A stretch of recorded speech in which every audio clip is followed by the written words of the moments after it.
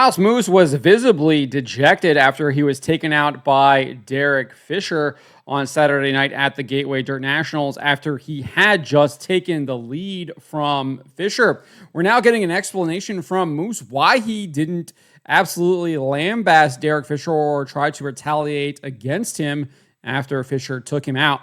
I wrote this up over at stockcarreport.com. You can find the link in the description below. So let's just take a look at what happened here on the racetrack. Moos is in that gorgeous looking black and white and orange number 84 on the inside. Fisher on the outside. I think he's 39. I think it was his number in that black and white number 39 right here.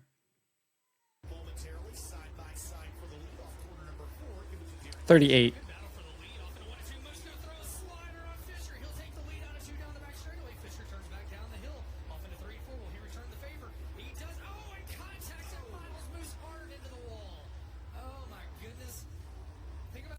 So some excellent racing there by Myles Moos, pulls off the slide job to perfection, takes the lead, and then Derek Fisher obviously fails to complete the slide job on Moos, comes across his nose, hip checks him, sends him into the wall, and basically ends his Gateway Dirt National hopes. And he had some big hopes. He actually finished fourth on his prelim night, one spot out of a transfer spot. So he had a really, really good car and could have been a challenger for the win on Saturday night if he wasn't taken out. This is what he actually had to say immediately following the wreck. This is what he told Flow Racing. Let's take a listen.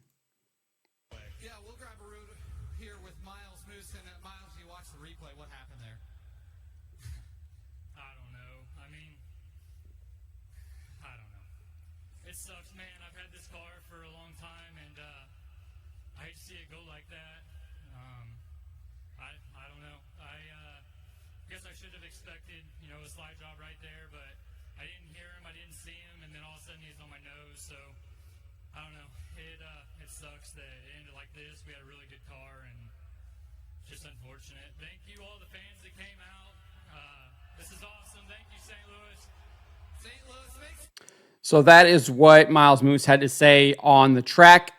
He was much more pointed on X following the race, obviously sharing video of what happened. And he said this, junked by some idiot who has to use a booster seat. So I'm not super familiar with Derek Fisher. Maybe he's taking a crack at his height. I'm not really sure. Or if he's calling him a child by the way that he was racing him.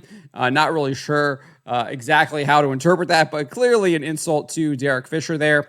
But something that he chose not to say on Flow Racing. And he explained why. He said this in a Facebook post saying, everyone who truly knows me knows I wear my heart on my sleeve. I pour every extra ounce of energy I have into our race team and try and help as many people as possible when I have the opportunity. I had a lot of people ask why I didn't say what was truly on my mind or retaliate against him. The truth is, I'm raising my two daughters, to be respectful of everyone, no matter what the situation is. Not only that, what message would that have sent to all the kids in the stands or watching on Flow Racing? Nothing. I decided to take the high road.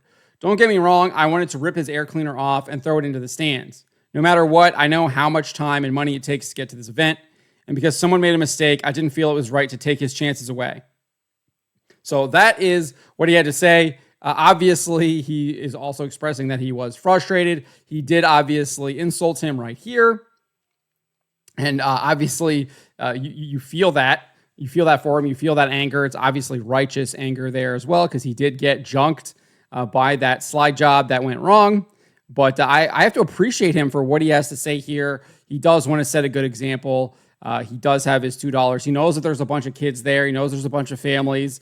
And he realizes that he wants to show them what it means to be a role model. And I actually 100% appreciate that. I think that's probably one of the things that kind of frustrates me the most with what happens in the Dome and then just with the Flow Racing in general is that a lot of these drivers are willing to just kind of throw away a little bit of the professionalism when they get heated or upset and they like to use a lot of profanity, etc. And I get it. You're frustrated. You're in the moment. You're hot. And obviously I did like what Steve Shepard had to say at the end there when he was going at it with Tyler Carpenter. I think he probably could have said it a little bit differently. He could have maybe just said FAFO or something like that instead of actually saying it. I don't know. But maybe I'm a little contradictory on this because I like to see the passion. I like to see the heated, but I also do like the professionalism here of Myles Moos and what he's willing to do. And obviously he's still pissed, right? He still said this here on X, and he admitted he wanted to rip the guy's air cleaner off. I do appreciate the professionalism here from Myles Moos, and I think it is an example to follow. I think it is definitely something we can learn a lot from, even myself. But while he's clearly still kind of reeling from what happened, and his car's been junked, he is trying to soften the blow. He is auctioning off a door panel here. He's basically got 50 spots at $20 each. And basically, you can Venmo him the $20. He gives you the spot. There's a bunch of numbers. And then I guess they'll do a live drawing with the lottery. And to whatever number is pulled, will get the door. So trying to recoup some of the costs from his car being junked. And I did see that Bobby Pierce was one of the people who had already claimed a spot. So a couple drivers trying to help Myles Moos out there. So that does soften the blow a little bit from getting wrecked, especially when, like I said, he had one of the top cars at the Dome, finished fourth in his prelim feature, had just taken the lead in his qualifier, and I think was going to easily win that race, but ended up getting wrecked instead. So let me know what you guys make of what Myles Moos had to say here. Let me know in the comments below.